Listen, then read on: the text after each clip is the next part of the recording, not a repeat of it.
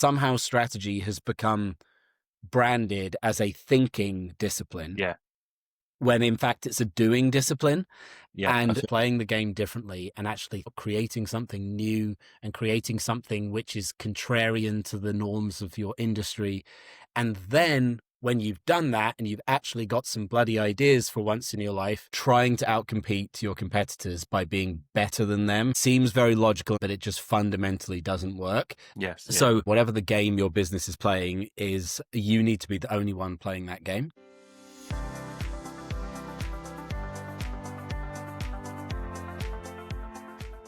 Welcome to Strategy Meets Reality podcast. I'm your host Mike Jones, and today I'm joined by Alex Smith, author of No Bullshit Strategy. We get into why strategy has lost its way, the traps leaders fall into, and why real strategy starts with bold action, not frameworks.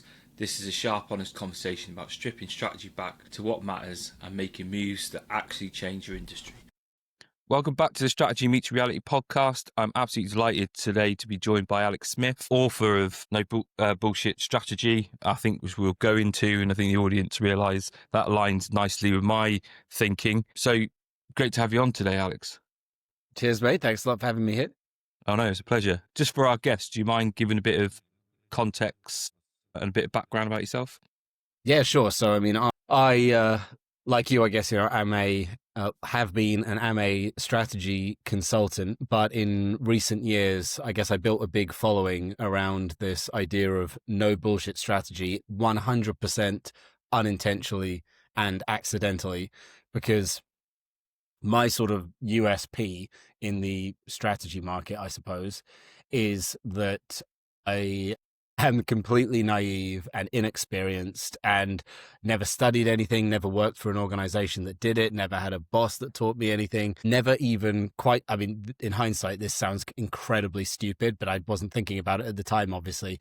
Even when I went out to become a so-called strategy consultant on my own, I had never even read a book about strategy, because I actually just simply wasn't even aware, basically, that the field existed. All that world of Porter and Blue Ocean strategy and all that good stuff, I just hadn't heard of it. And I naively thought that I had kind of invented some sort of unique, never before seen business principles. But it turns out that I was just noticing the same thing that people have been noticing, thousands of people have been noticing for years and years and years. But the beauty of that is that when you intuit something yourself rather than learning it from a book, that means that you're inevitably going to put it into new language. And if you put something into new language, then you open it up to a new group of people. And the thing about strategy, as you know, is that most companies just don't do it, and most people don't really engage with it. So we can infer from that that the way that strategy is talked about traditionally, there's something about it that isn't quite right, because it doesn't really connect with people who need to use it. I have no criticism of the substance of classical textbook strategy. It's all good stuff, but clearly people don't pay attention to it. So I wouldn't say that everybody pays attention to my version of it, but let's say it opens it up to a new pool of people and we expand the cause of strategy that little bit more. Yeah. Yeah, I think that's fantastic. I take it what you mean. It's a bit like when I left the military, went into consulting, I didn't know what consulting was.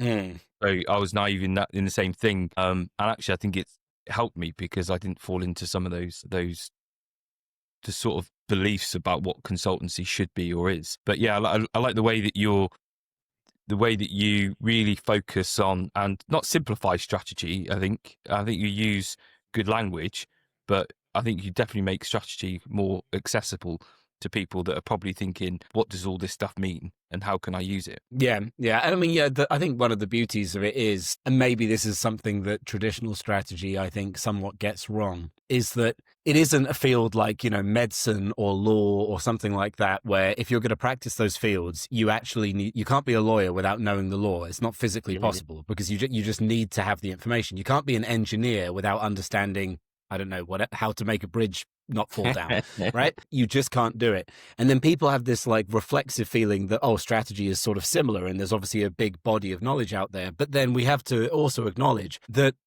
most of the greatest strategists in history, as defined by people who have built businesses that have, truly changed their markets, etc., they didn't know the first thing about strategy. So imagine that is like, they didn't have MBAs or whatever. They were not like ex McKinsey consultants, whatnot. So this is a little bit like, imagine if the world's top 5 best lawyers were people who had never studied law. Like, this is the sort of situation that we're dealing with here. So what we can infer from that is that actually there really isn't much to know. Actually, what we're dealing with are some very, very, very basic principles that some gifted people are lucky enough to have intuitively in their heads. 99% of people don't. 99% of people think in an opposite way, but a couple of sort of Steve Jobsy type people, they just get it in their bones. And then all of that kind of body of work that has been built up around strategy is basically sort of riffs and additional layers of specificity and complexity on those principles. But to get the general gist of it, you just have to understand the principles. So there actually really isn't much to know. No. And I think that's what's great about it. That you can, I would almost go so far as to say, if you could just swallow 3 or 4 basic principles and truly embed them in your head, easier said than done, then you would have the whole thing nailed. Yeah. And I think you're right about strategy or strategist. I always get annoyed and I keep saying that strategy isn't an output, because I think strategy in the sort of executive MBA world and stuff like that, strategy gets distilled down into an output that you must have, i.e. you must have this slide deck which pretty much is, the same vision, pillars, and then a floor of behaviors. And then people forget that actually, strategy is about a lot around intuition and observing and sensing what's going on and then responding in that way. But I think with all these stuff that you see from Porter and all the modern learning, it's all about, here's a framework rather than the understanding, the underpinnings of what strategy actually is. People just get focused on frameworks. So what principles do you think, if you had to pick, so like 2 or 3 of those principles, what would you choose? The first one would probably be only is better than best, and people recognizing that trying to outcompete your competitors by being better than them, however it is that you're defining better, it seems very logical and commonsensical, and that's why everyone goes towards that, but it just fundamentally doesn't work. And it's tragic, because even if you are genuinely better than your competitors, which normally speaking, when people say that, it's bullshit anyway. They aren't really, they're just kidding themselves. But let's just say, even if you were, sadly, you still won't necessarily win that battle, because, well, we can get into the reasons for that if you want, but basically that's just not the way that the market works. You're fundamentally commodifying each other over time. Yes. Yeah. So you need to recognize that whatever you're doing and whatever the game your business is playing is, you need to be the only one playing that game. So that's one. Another one would probably be the principle of sacrifice, and sacrifice being important for innovation. So this is very much a question of eras. If we were talking 50 years ago, I think it would have been different because markets were less developed. But now people really have difficulty. It's very hard to come up with a new idea, right? It's easy for me to say, yeah, well, just be totally unique and just be different from your competitors and everything's going to work out fine. But then you sit there and you try and think of that idea, and you can't think of that idea, because basically what's generally happened is that in most markets, they're quite mature and the low-hanging fruit has been picked. And if the customers were screaming out for this, like for something, and no one was delivering it to them, you could just give it to them and then you'd earn loads of money. But it doesn't work that way, because everyone's giving people what nominally they want. So the only way that you can open up possibilities of newness is to drop something that other players in your category think is very, very important. And then when you do drop that thing, when you do sacrifice that thing, suddenly a new possibility comes in its place that would be impossible without dropping that thing. And this is, of course, when you get into quite good sort of defensive strategic territory, because if your whole strategy is built on rejecting something which your competitors think is really important, it's impossible for them to go where you've gone. It's impossible for them to copy you without cutting themselves off at the knees. So that's obviously a good move. And then maybe the third one that I would say is there's a big obsession, again, quite naturally, over thinking about what is the right idea or what is the smart idea for what the business is going to do. And actually, the more and more I do this, the more and more I start to think that I'm going to overstate this slightly just to make the point. I almost think that like there is no right or wrong idea, smart or stupid idea. The only real metric that ultimately matters is whether you go out there and do something, make a choice, take an action, which is sufficiently different and aggressive that you can expect it to deliver some form of result. And that result might be negative or that result might be positive. The main issue that you have with a lot of like strategy stuff, as you were sort of alluding to before, the issue does not come necessarily in the quality of the thinking or anything like that. The issue comes in the fact that like you do all of this thinking, but you don't actually end up doing something. You don't actually end up taking any positive action. And so you'd be actually much better off. You could almost like reverse engineer the whole thing and say, you should think about it a little bit more than this, but this would still be better than what most people do. You almost think, what is some crazy shit that we could do, which might be smart or it might be stupid, but at least it's a thing. Let's then do that and then see how things shake out, and let's learn and let's move. That is actually, ironically, more strategic than sitting down for 6 months, like poring over charts and doing analysis and building out your frameworks, but at the end you only just tinker around the edges. So like it's this lack somehow, I guess I would summarize it, somehow strategy has become branded as a thinking discipline, when in fact it's a doing discipline.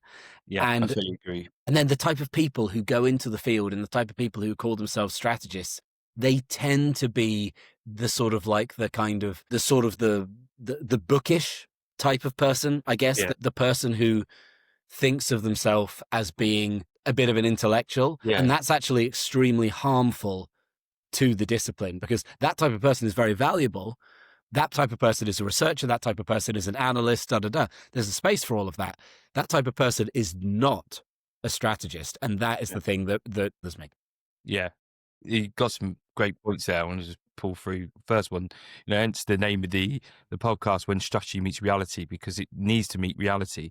Otherwise, it's just this conceptual idea that doesn't go anywhere. We're never going to know if it's a good idea, bad idea, unless we actually do it. And I really like the way you summarize that, as in strategy is a doing thing, because it is. You've got to physically interact with the external environment.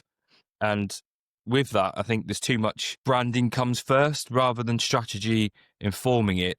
I think they have this idea of this really polished conceptual idea, but then it just stays a conceptual idea. And then the other point, which I think you were talking about finding new ways you have to sacrifice something.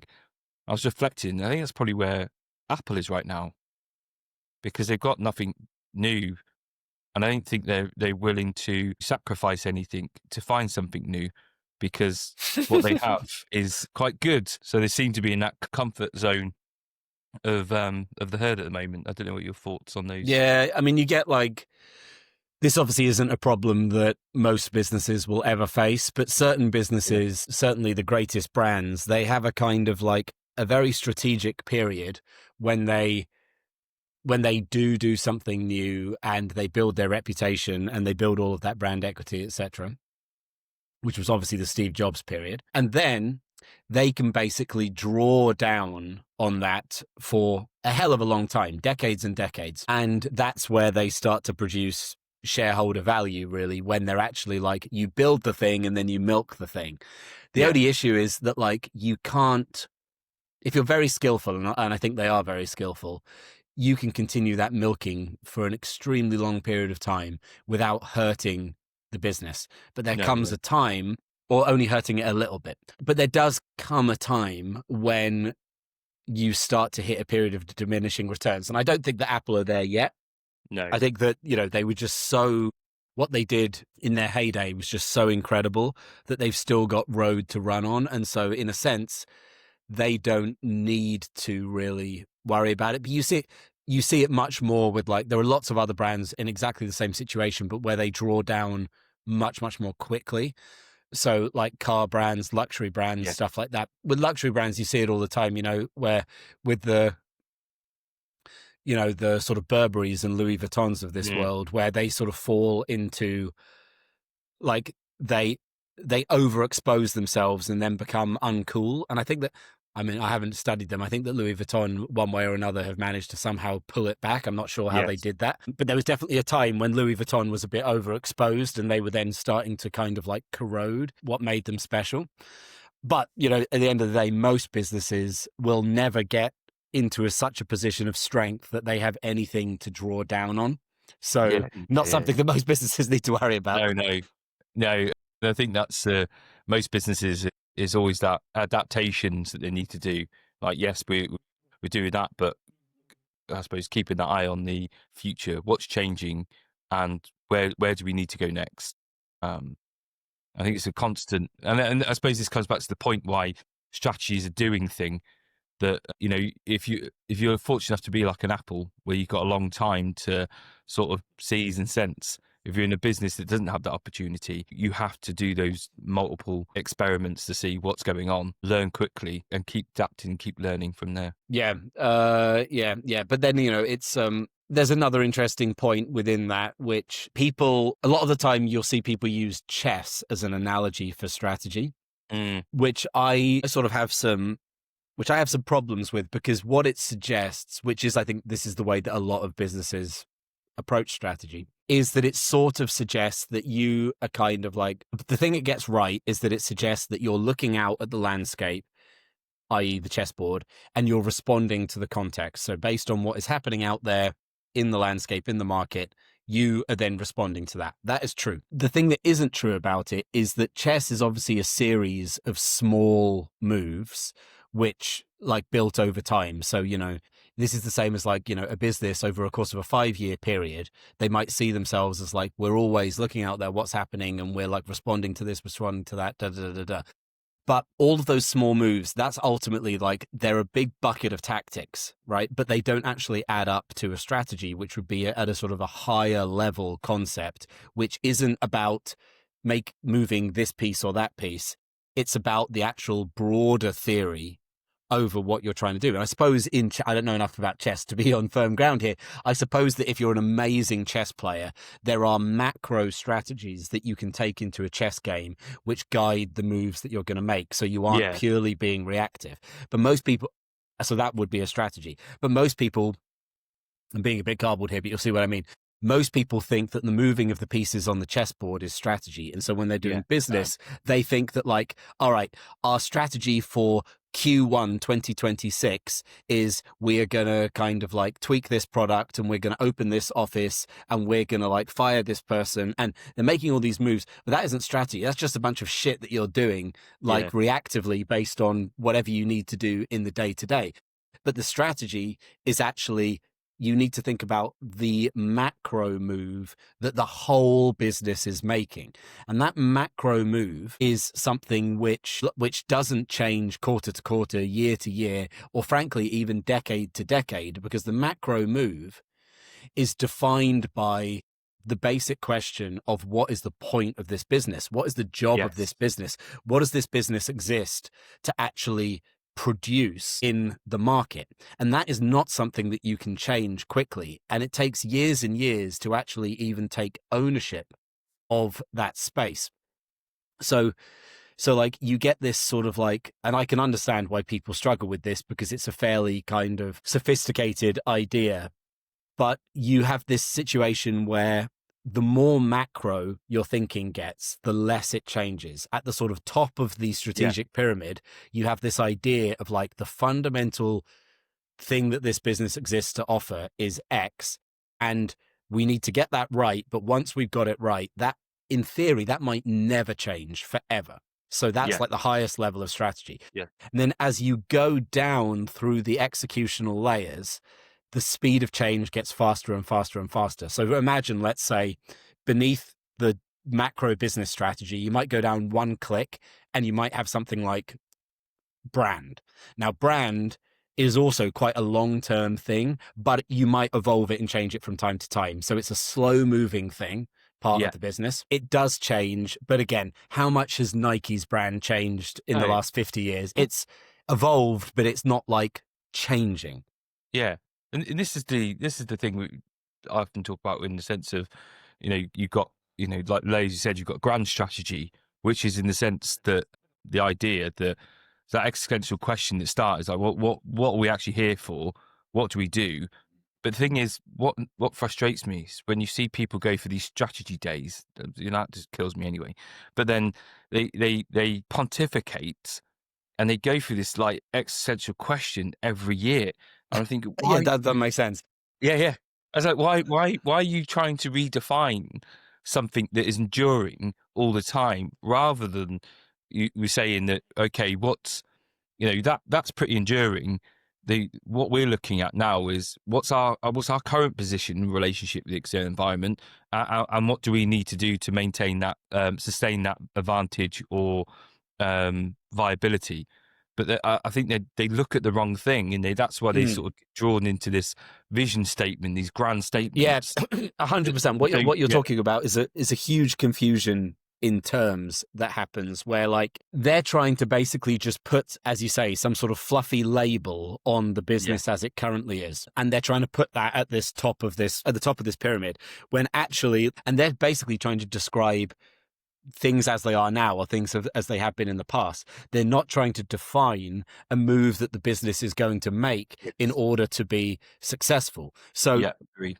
they're right to be thinking at the highest level. So that part of what they're doing is correct.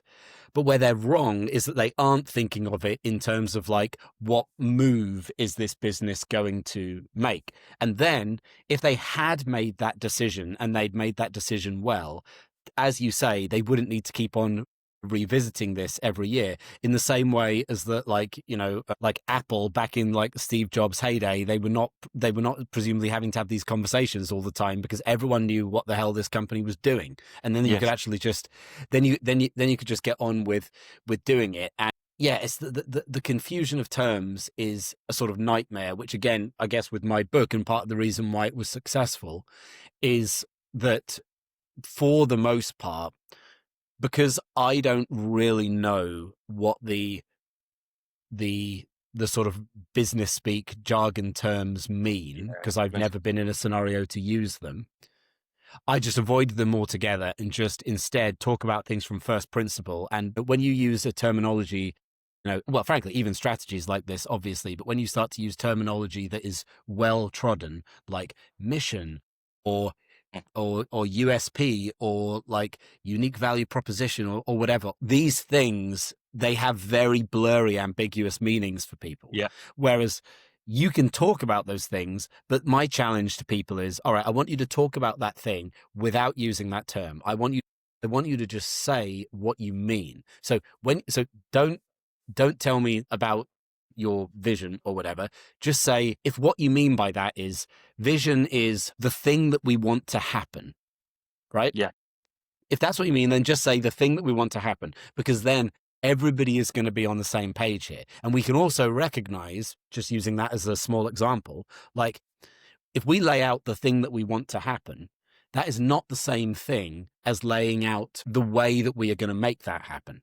So immediately we can see that there's a problem there, right? Like, just because we solve our vision, it doesn't mean that we know what we're going to do with the company, because, that's like saying, I want to become a movie star, my vision, but now I'm just going to sit on my ass and just wait for it to happen. Well, it's not going to happen. So we're missing something, aren't we? And most of these as well are what I call effects. I totally agree with you with the language, because I get annoyed as ex-military when people bastardize mission and all that stuff, not actually understand what it means, where it comes from. It's not a purpose statement. It's a very clear, unambiguous order for someone to do something. But that's the point about most things are effects. Like they say, oh, we want to be the high performing this, or we want to be the best this. And I'm like, well, no, that's an effect that you hope to achieve. Mm-hmm. It's not the outcome at which you want to achieve. You achieve the outcome is in, like, this is what we will do, and then the effects will happen. We'll see that actually if we were right and we did do these things, that then we would start to emerge positive effects that we want to see. That'd be good. But you can't start with the effect, because we need to figure out what you're going to do to produce those effects. Does that make sense? Yeah, it does. 100%. I mean, one way that I sometimes talk about this, to try and remove the ambiguity from it, and a lot of it is about getting your language so people want to play these stupid games that you're talking about. They can't help it. Yeah. So a lot of the game that then we have to play is we have to use such precise language that it becomes physically impossible for people to play these stupid games. So Mm. one example of this that I sometimes use is instead of thinking necessarily about like strategy, which then a person's going to go into all sorts of like funny stuff. Instead, we use the terminology. I use the terminology. What is the new thing you want to create that didn't exist before? Now, Yeah. is this a synonym for strategy? No, but because it uses the word new and thing implies something like it can't just be a vague idea. It has to be something quite sort of physical and real, i.e. a manifested action. And then that didn't exist before, that stops the person from just sort of like repeating kind of truisms. Do you see what I Yeah. mean? How like you start to box people in where it becomes Yeah. you're trying to remove all of the sneaky ways that people unwittingly use to sort of descend into sort of sludgy bullshit. And Yeah. it's impossible to stop people completely. They'll find a way, but you Yeah. can make it hard for them. Yeah. Yeah. And you always have that battle. I'm always like, what is it that, you know, what is it that you're not happy with now? And what do you need to do differently to get to this point? But I get your point exactly. I try and do the same thing is try to remove the fluffy words and the connotations. It's almost like if you go into an organization, you mention the word culture, straight away we've just got this inherent need or inherent reaction in organizations to suddenly just have verbal diarrhea and just talk crap. And I think it's the same with strategy. As soon as you mention the word strategy, suddenly we have this inherent response, which means, oh, we must produce a financial chart, or we must produce um, this PowerPoint that has this, and that's what it means. Rather than actually, if we can tackle it from a different way, we're still getting the same thing, which is strategy. We're avoiding all the cliches, the nonsense that confuses people, and essentially disengages a lot of people because it's like, oh Mm. wow, we've got another strategy refresh. Okay, I mean, it's the same.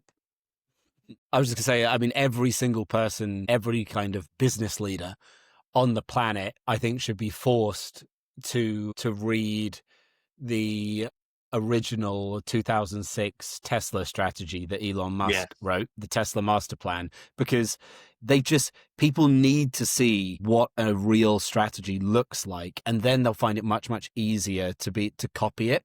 And because that's basically 3 paragraphs written down that don't have a single number in them, yeah, then I think, to me, that's a penny dropping thing for some people where they see that and they're like, oh, right, so I just need to make something like this, and that's going to get them a lot closer. And to this day, I certainly have never found any. You can create a hypothetical piece of strategy to use as this example, but I've never ever found a real strategy out there in the wild which is even sort of 1/10 as well articulated as that one. So I yeah. that's a really good tool, I think. Yeah, I think that's great because I was reflecting. I heard someone talk yesterday about, oh, what bank was it? It was a British bank. I think who's the one with the black horse? Oh, What's it? Lloyd's. Lloyd's, yeah. And they said, that was it, yeah. And they said their strategy is to make a prosperous UK. No, they didn't. Yeah, they did. They did yesterday. That was it. And I was like, piss off. That is not a strategy. Yeah, Yeah, I would have to agree with you on that. yeah. And this is the thing, but where you look at the Tesla strategy, and I'll find it and put it in the comments so people can see it. But it basically he recognised that in the EV market, everyone was making basically affordable cars, cheap cars, but EVs are quite expensive. Correct me if I'm wrong here. And then he's like, well, if they're doing that, then we're going to do this, and we're going to create high performance sports cars that's completely different to what everybody else is doing. But it's very succinct. I'd probably do Yeah, disservice there. no, I mean that's more or less it. But it's like, yeah, I mean, I guess like the structure of it, which I consider to be not 100% a universal structure for strategies, but a definitely 95% of strategies would fit this structure, is that he basically I mean, now I'm about to go on a real rant about something that like really like really bothers me. Like, he does exactly the right thing, and it's not what anyone else does. What he does is he diagnoses an issue, not that the customer has. He diagnoses an issue with the industry that he's Yes. playing in. Yeah, So yeah. his level of focus is not how can I help the customer? That's secondary. His Yeah. level of focus is looking at my entire industry, in this case, the EV industry.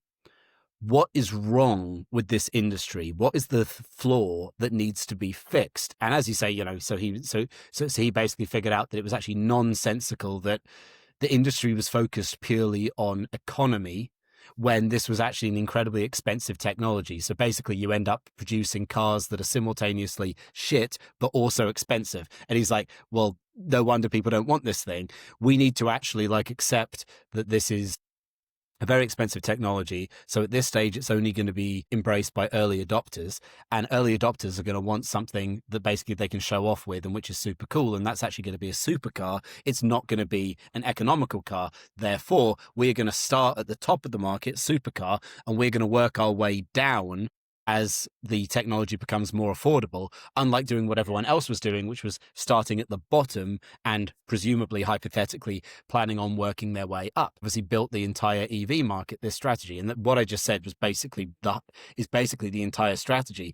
But the thing that is special about it, which is the thing that I mean to be universal, is that he is diagnosing an industry problem and then proposing a solution to it.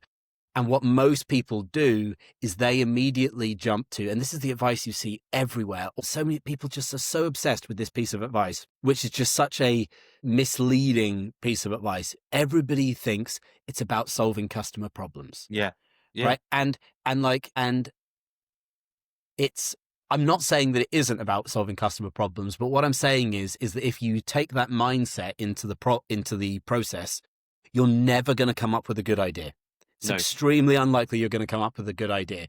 You have to think about solving industry problems, and then latterly, when you have an idea, you can then tie that to customer problems. And that's the easiest job in the world. Like, you can come up with any random idea and you can then post-rationalize a way that people would want this. Because again, even if we look at that Tesla example, like, did he solve a customer problem?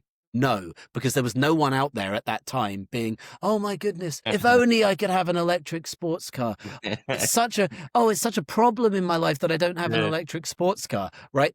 There was no customer problem. Really, what there was a kind of misalignment and a vacuum within the industry. And then, how we end up then selling that to customers, that is not to be controversial with the terminology, but you'll understand my meaning. That is a marketing challenge, which is a second order activity, not a first order activity.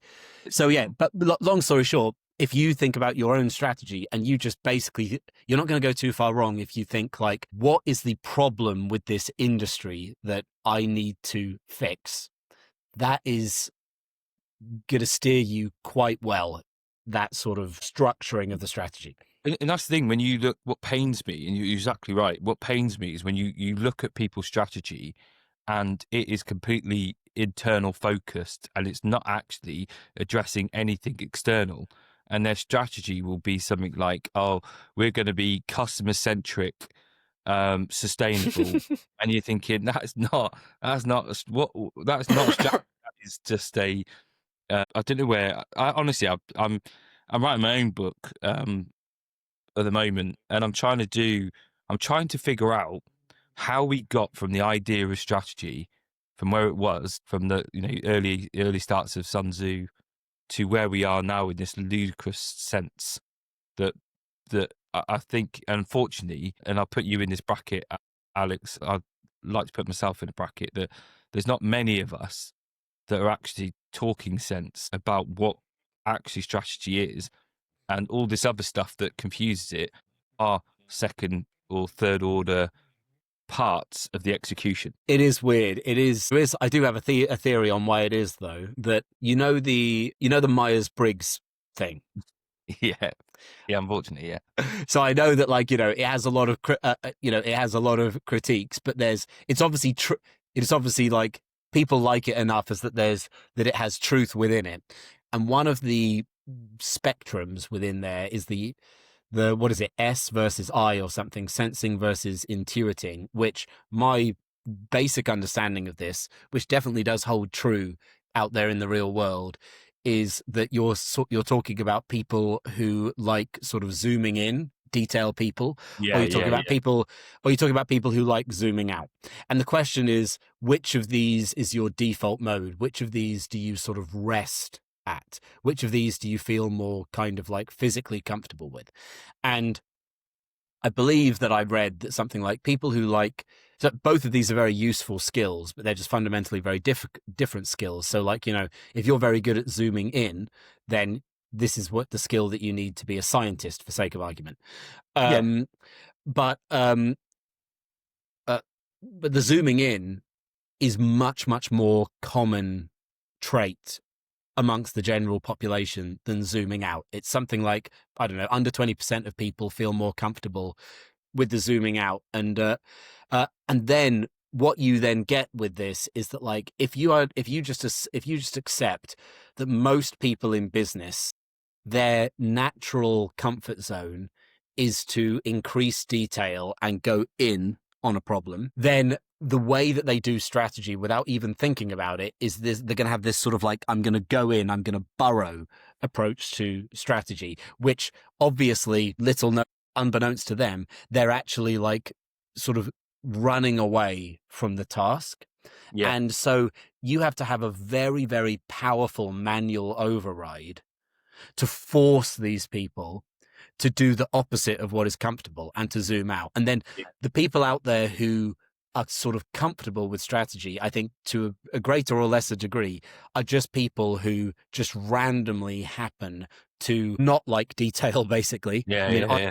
I personally can't really process detail very well at Same. all. So my comfort zone is just doing the opposite. And so that means that I would be the world's worst scientist, right? But I'm good at this. So when we just go out there and we recognize that, like, we're talking, even that thing I was saying before about, like, you need to take an industry view approach Yeah, to do strategy, that is so uncomfortable. That's like, I think, physically painful for people to lift their head up and look at that level, because it's like they're putting themselves out in the cold. They're putting themselves yeah, yeah. well out of their comfort zone. That's my theory. Yeah, and I like that theory. And I'm a psychologist. Well, I probably term myself more as systems thinker now, but I've assessed a lot of people, and majority of the people that I've assessed have very little in that what we call open to experience. That bit about the being really curious and That's interesting. mainly, yeah, mainly, especially leaders, they're really focused on detail, and a lot of them as well. They've come from there as well, so they've come from the tools, so they know the Exactly. detail as well, which is quite hard. Yeah. And I've never had the situation where I've had to tell someone, whoa, whoa, whoa, whoa, come back down. You're thinking too high level now. I've never had. I'd love to have that. I've never had it, but as always, I'm trying to drag them up and say, "Come on, let's not worry about booking rooms right now. Let's think about bigger problems." One quite nice way that I heard that this I think was something that Roger Martin said, and it isn't sort of technically exactly true. It's which I think he himself possibly admitted. It's an oversimplification, but I'm a big fan of oversimplifications if they actually help the penny drop with people. Yeah, He said something along the lines of, it was something like, marketing is how you deal with your customers, and strategy is how you deal with your competitors. Now, there's lots of holes that you can pick in this, but I yeah, actually think that what's really nice about it is that most businesses do not, I mean, they might not be good at dealing with their customers, but they at least recognize that it's important, and yeah, they try to do it. Whereas, again, like most, what you generally get is that like businesses, they just don't really think about.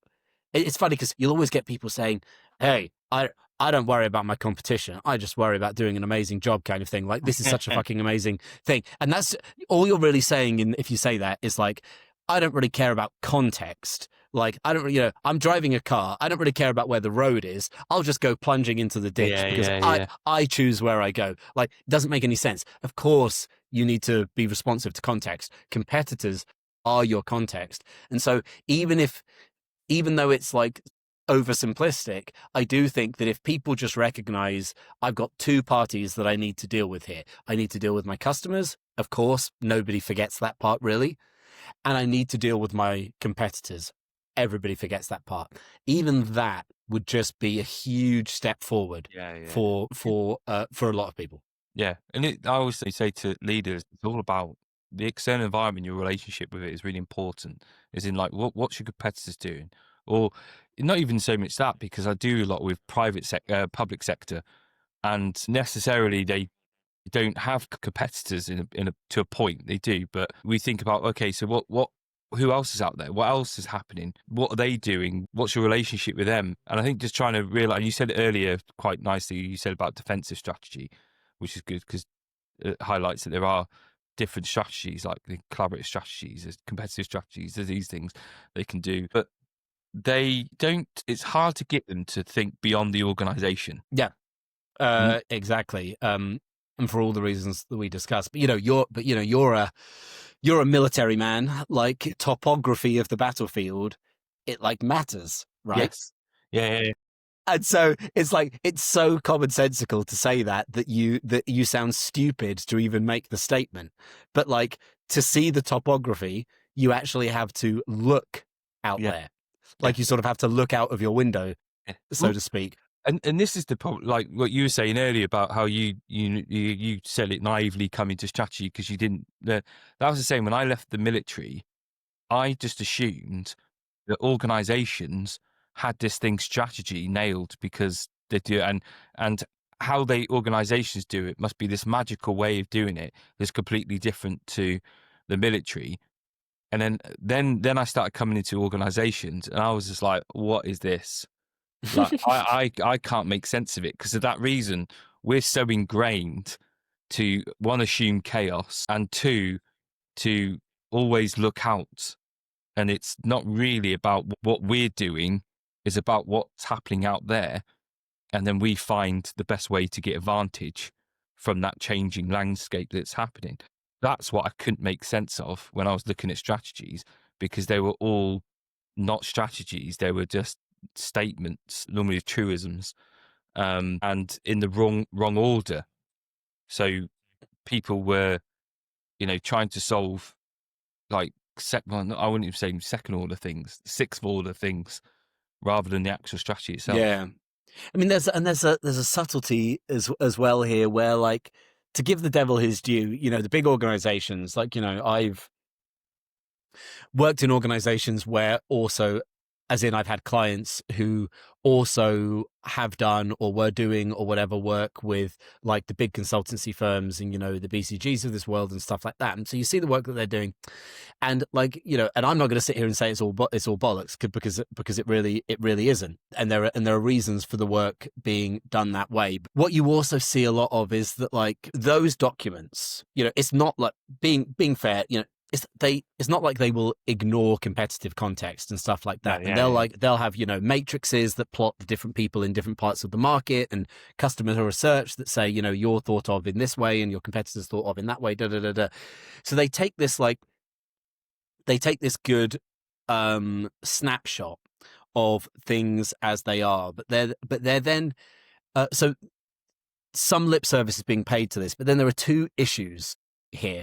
Issue number one is what you can observe in a kind of natural human way is much, much more sophisticated than what you can capture in a sort of put it on a chart kind of way. Yeah. But like, so if we were taking an industry like, I don't know, let's say like the running shoes industry or something like that.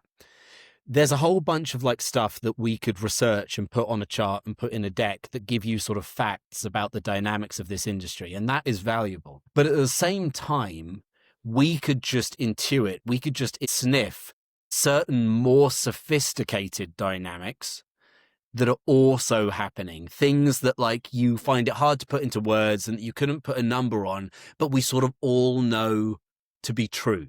Like, Yeah. oh, well, like, I mean, I don't know what it would be precisely, but it'd be, well, you know how like basically people who like Adidas are like this, but people who like Nike are kind of like that. And it's just, and everyone would kind of nod along to it and recognize it, but we wouldn't really be able to sort of like researchify it per se.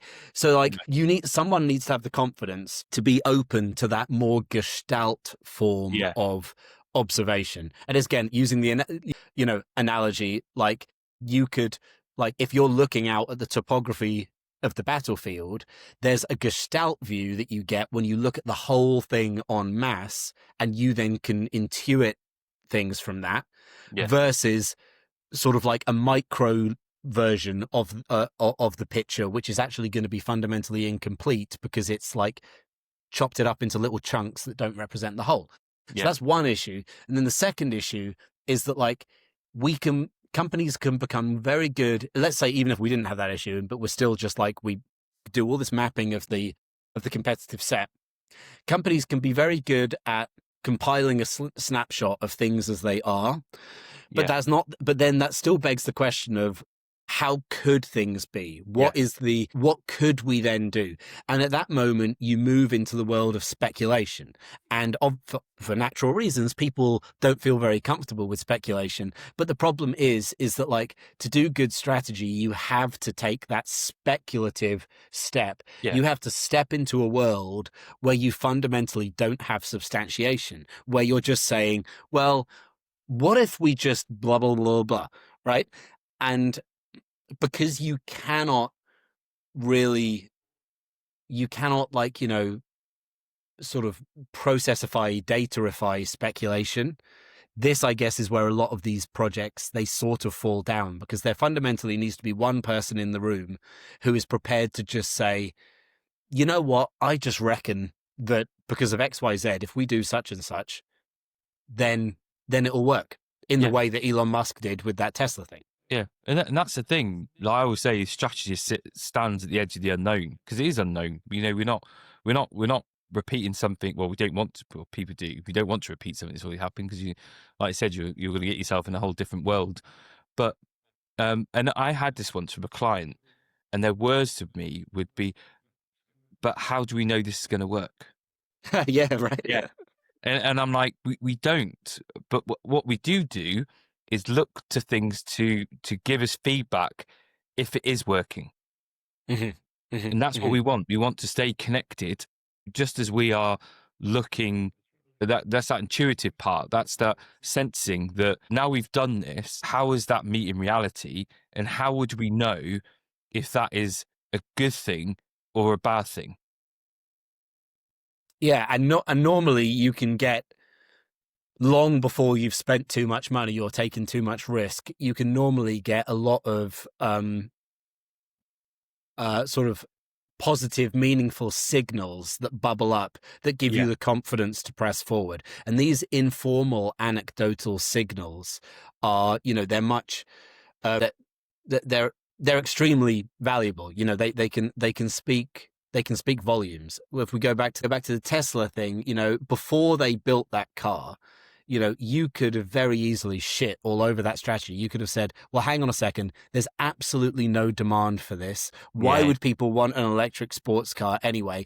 It doesn't make sense because people who want EVs, they care about the environment, and a sports car just goes against that completely. I could create a whole list of reasons why this was a bad strategy. In hindsight, we all think it was good, but like just put yourself back in that moment. You could give a reasons why this was a bad idea. But at the same time, and I assume that they also probably had a lot of like signals that would have given them confidence. So, I mean, I would imagine at that time, when they start, I'm even talking about like incredibly little things, like when you tell somebody what you're going to do they respond like, oh shit, yeah, that's cool. or something like that. Like Yeah. that means something. I did this post. I should dig it. I should repost it at some point because I mean I don't think it did very well, but I liked it where I said that like the most meaningful feedback that somebody can give you on your strategy by far is actually if somebody says that it is cool, because like Yeah. True. it sounds very, very superficial, but there is so much hidden meaning in somebody describing something at cool. Firstly, it means that they understood it, so that's obviously important.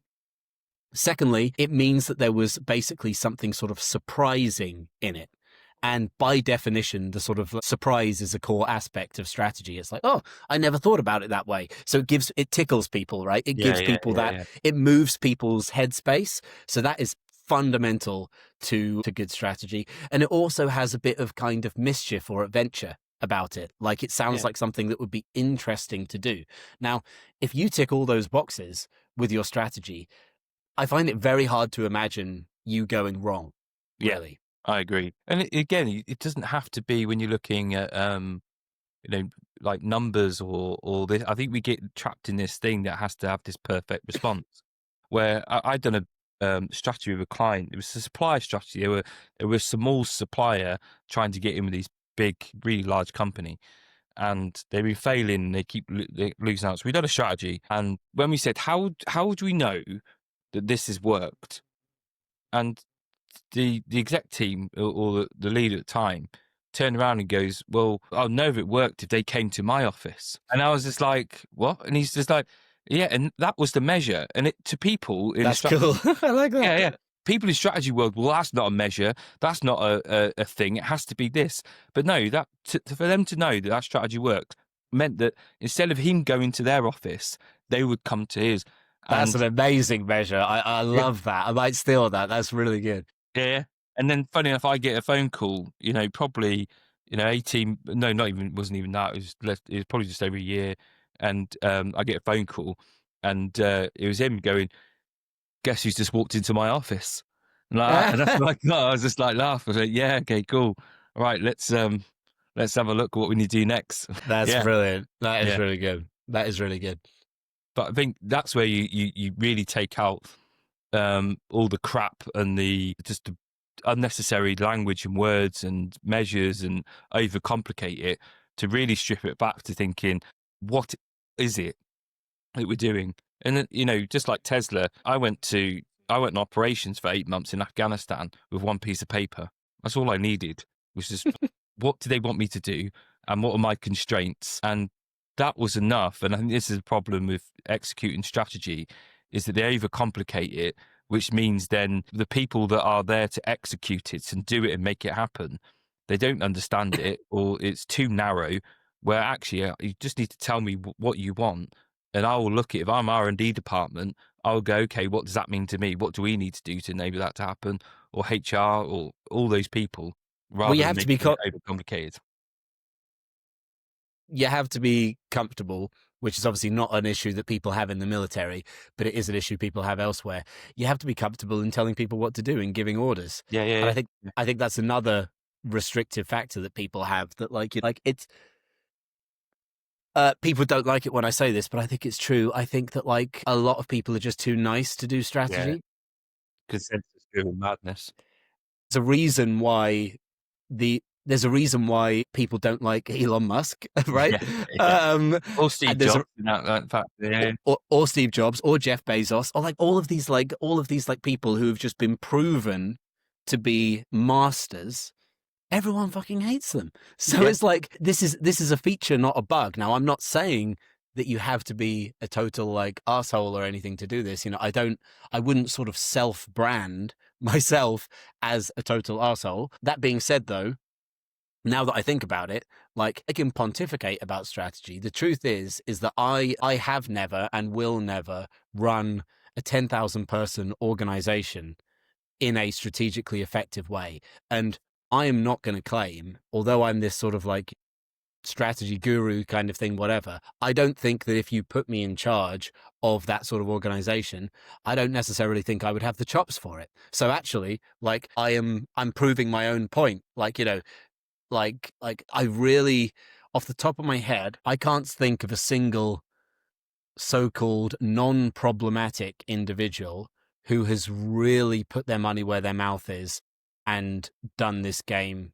supremely well. Every single person who has, number one, done incredible strategy, and number two, done it at a scale of a large organization, everyone I can think of, basically people hate. Even Richard Branson, like, I know that he's got this quite cuddly reputation. I know people who've worked with Richard Branson and they think he's an absolute twat. So this is maybe just how it has to be. Yeah, well, this is the thing. It's got to give clarity, and that's what we want. That's what people want. People don't want to be, mollycoddled. They just want to be told, "What do you want?"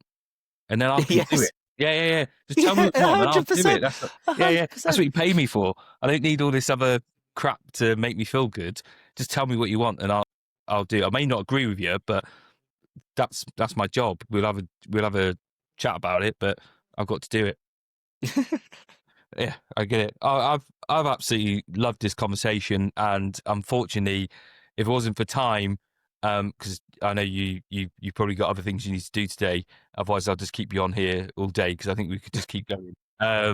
Violently agreeing. Yeah, pretty much. Yeah, putting the rules right. But yeah, love it. Just as a final question, what would you like the listeners to go away and think about from this episode? I think that the thing that I find myself just these days repeating more than anything is the idea of like ending with the customer, not starting with the customer. Actually, I think it's actually a Rick Rubin quote as well. He obviously meant it in a different context, but where he said the audience comes last. And it's and I just think it's the people are really bad at strategy. But most of the reasons that people are bad at strategy is just because they don't try and they don't know about it. So it's a question of them not having it's not a question of them just not having the know-how. That's fine and that's completely forgivable. And I actually don't think that's not really that big a deal, and that's quite easy to overcome. The thing that is harder to overcome are behaviors that people have or beliefs people have, which are actually actively quite destructive. Was it a Mark Twain quote? Did he say, it's not the things you don't know that kill you, it's the things that you think are true but are not? Or he has a better way of saying it, but it's that. I get it, yeah. And it's this kind of it's this over obsession with the customer and thinking that like, if we just figure out what they want and give it to them, then everything's going to work out. And then of course you just can't. And then you run into the issue that you cannot find anything that they want, which they aren't already being given.